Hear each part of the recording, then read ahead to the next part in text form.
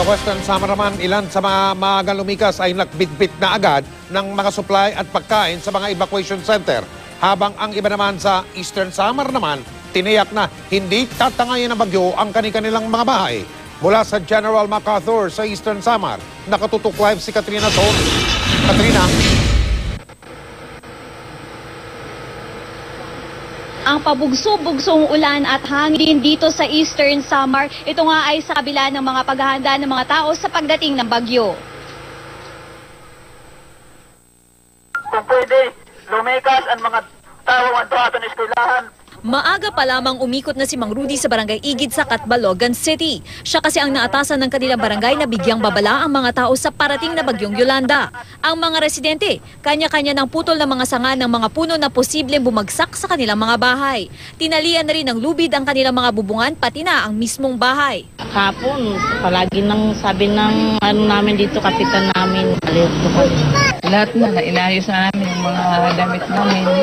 Naroon na namin sa plastic bag na malaki. Saka inayos na namin yung bahay namin, tinalian na yung mga ate para pag dumating na yung malakas na hangin, hindi na mababaklas. Sa Western Samar, malakas at tuloy-tuloy ang mga pag-ulan kaninang umaga. Sinasabayan pa ito ng hangin. Sa General MacArthur naman sa Eastern Samar, maagang nagsara ang ilang establishmento dahil sa paparating na bagyo. Para prepare lahat ba? Para pagdating, wala nang maano na mga gamit or ano. May mag-anak ng lumilikas. Ang iba naman tulad ng barangay official, may baon na bigas, flashlight at pangpagkain.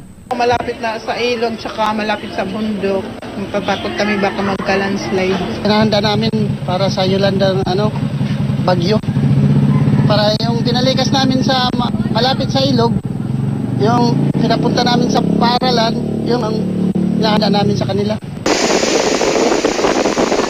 Kahit naman signal number 3 sa Eastern Samar, pumalaot pa rin kanina umaga ang ilang mangingisda sa bayan ng Canavid. Mabuti at ligtas silang nakabalik bago magtanghali.